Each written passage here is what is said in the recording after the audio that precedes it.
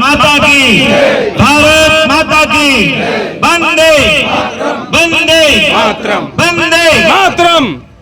आज गणतंत्र दिवस है और यहाँ पर इस गणतंत्र दिवस के समारोह में उपस्थित मेरे बड़े चाचा जी हैं, भाई हैं और सब चाचा ताऊ भाई और मेरे परम मित्र भी हैं।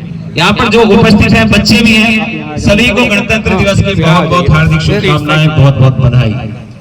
भगवान करे कि ऐसे ही आप हंसी खुशी से हमेशा गणतंत्र दिवस मनाते रहें, यही मेरी मनोकामना है। और उसके पश्चात आज गणतंत्र दिवस जो मना रहे हैं दोस्तों हम, वो आज के दिन हमारा संविधान लागू हुआ था और जब संविधान लागू होने की बात आती है तो जो संविधान के रचयिता थे उनको कभी नहीं भुलाया जा सकता, डॉक्टर भीमराव अंबेडकर जी। तो मैं नमन करना चाहूंगा उनको जिन्होंने हमें ये संविधान दिया, जिसके नियम कायदे कानून के अनुसार हम सब आज अनुसरण कर रहे हैं। तो मैं एक नारा लगाना चाहूंगा, डॉक्टर भीमराव अंबेडकर जिंदाबाद, डॉक्टर भीमराव अंबेडकर जिंदाबाद, डॉक्टर भीमराव अंबेडकर जिंदाबाद। और नमन करना चाहूंगा उन देशभक्तों को जिनकी वजह से आज हम खुली हवा में इस आजादी के माहौल में सांस ले रहे हैं। नहीं तो आक्रांताओं ने हमें कहेगा नहीं छोड़ा था। पहले आक्रांता आए, उसके बाद अंग्रेज आए, मुगल आए, हम पे सबने शासन किया और हमें इतना प्रताड़ित किया और ऐसे दौर से गुजरे हम दोस्तों जिसकी हम कल्पना भी नहीं कर सकते। मैं उन शहीदों को कोटि कोटि नमन करना चाहूंगा जिन्होंने ये आज आजादी का दिन हमें दिखाया है। इनकी बदौलत हम खुली हवा में सांस ले रहे हैं। जैसे सरदार भगत सिंह, सुभाष चंद्र बोस, चंद्रशेखर आजाद, बहुत सारे ऐसे क्रांतिकारी हैं जिनका नाम लेना मेरी मतलब बस की बात नहीं है, बहुत लंबी लिस्ट है स्वतंत्रता सेनानियों की। लेकिन मैं फिर भी उनके लिए एक नारा जरूर लगाऊंगा, हमारे देश के अमर शहीद अमर रहे, अमर रहे। हमारे देश के अमर शहीद अमर रहे, अमर रहे। हमारे देश के अमर शहीद अमर रहे। और दोस्तों मैं एक चीज और कहना चाहूंगा। सबसे पहली बात ये कहना चाहूंगा कि हमारे अयोध्या जी में श्री रामलला पधार चुके हैं, ये बहुत ही हर्ष का विषय है। हम सनातनियों को ये नहीं भूलना चाहिए। आक्रांताओं ने खूब कोशिश की वहां मस्जिद बना दी, वो मस्जिद हमने तोड़ी नहीं भाई साहब, वो बनी ही नहीं थी, अपूर्ण मस्जिद थी, किसी ने नहीं तोड़ा है उसको। उसके स्थान पर मंदिर बना, मंदिर भी अलग है, अयोध्या जी श्री राम जी की है, वहां पे राम जी का मंदिर बनना चाहिए था और बन गया।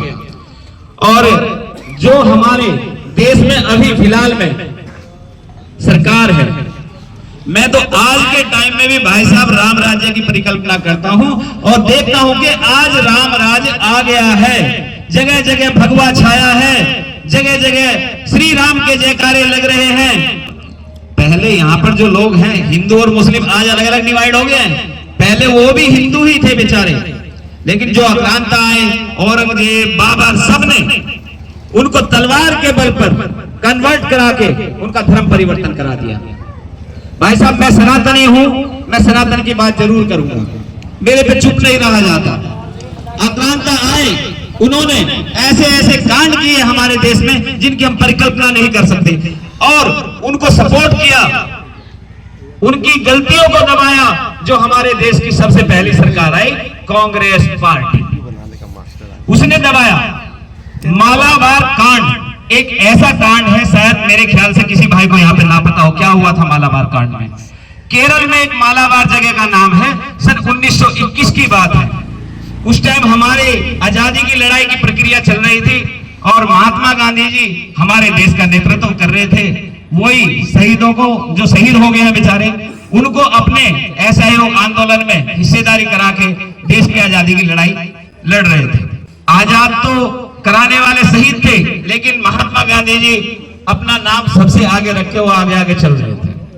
उसके बाद हुआ क्या, मालाबार कांड में क्या हुआ था, तुर्की में एक खलीफा थे, जैसे हमारे यहाँ प्रधानमंत्री और राष्ट्रपति होते हैं, ऐसे ही तुर्की में खलीफा थे।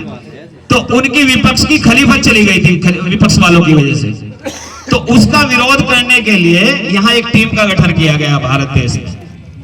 जब भारत देश में उस टीम का गठन किया गया तो महात्मा गांधी जी ने उस टीम को सपोर्ट किया, इसलिए कि भाई ये मुस्लिम भाई भी जो हैं ये हमारा सपोर्ट करेंगे देश आजाद कराने में, इसलिए उन्होंने उस टीम को सपोर्ट किया। और उस टीम ने क्या दुराचार किया मालाबार में कि खिलाफत तो चल रही थी तुर्की की और हत्याएं हो रही थी यहाँ पर हिंदुओं की, नरसंहार हो रहा था हिंदुओं का। वहां पर मालाबार में आज भी एक ऐसा कुआं है जिसमें उनकी गर्दनें काट के, उनका पेट चीर के, जो हमारी महिलाएं, बहनें, बेटियां प्रेग्नेंट थी उनका गर्भ चीर चीर करके, बच्चे निकाल के, बच्चों को तलवार की नोक पे ऐसे टांग टांग के मार मार के और उस कुएं को लाशों से भर दिया। जब वहां के लोगों ने ये आवाज महात्मा गांधी तक पहुंचाई तो महात्मा गांधी जी उनका फेवर लेकर बोले, क्योंकि भाई उन्हें ये लग रहा था कि भाई ये हमें सपोर्ट करेंगे आजादी की लड़ाई में, तो इसलिए उनको नहीं खोना चाहते थे वो। और उन्होंने इस हिंदुओं के नरसंहार को इग्नोर करते हुए कहा कि ये तो तुर्की वाला जो कांड है उसकी खिलाफत हो रही है, हिंदुओं पे कोई नहीं हो रहा है विरोध, कोई पुछाछ नहीं आ रही है हिंदुओं पे। तो दोस्तों हमें ऐसे ऐसे कांड नहीं भूलने चाहिए। कश्मीर कांड ज्यादा पुरानी बात नहीं है, सन 1992 की बात है। पूरा कश्मीर पंडितों से खाली करा दिया गया, जो पंडितों की जन्मभूमि, वहां पे पंडित रहते थे, उनसे खाली करा दिया गया। क्या क्या दुराचार हुए, क्या क्या अत्याचार हुए, सब जानने लगे हैं। अब पहले कोई नहीं जानता था, जब से ये कांग्रेस गई है और भाजपा सरकार आई है तब से ये लोगों को मालूम हो गया कि कौन शहीद है, किसने देशभक्ति में कितना सहयोग किया और कहां कहां दुराचार हुए हमारे साथ, सनातनियों को कहां कहां प्रताड़ित किया गया, कहां कहां क्या क्या किया गया हमारे साथ दुराचार। तो दोस्तों ऐसा प्रधानमंत्री हमें बड़े ही सौभाग्य से मिलता है।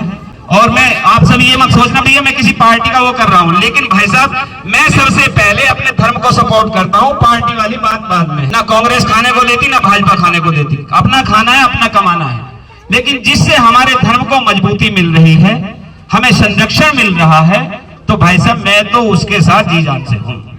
बहुत सुंदर। आशा करता हूं कि आप सभी भाई भी ऐसे प्रधानमंत्री को सपोर्ट करेंगे। और दूसरी बात एक चीज और कहना चाहूंगा, हमें जातियों में बटके नहीं रहना, इस बात को मैं कभी नहीं भूलता भाई। जातियों में बटके नहीं रहना है हमें, हम सब सनातनी हैं, सनातनी बनके ही रहना है।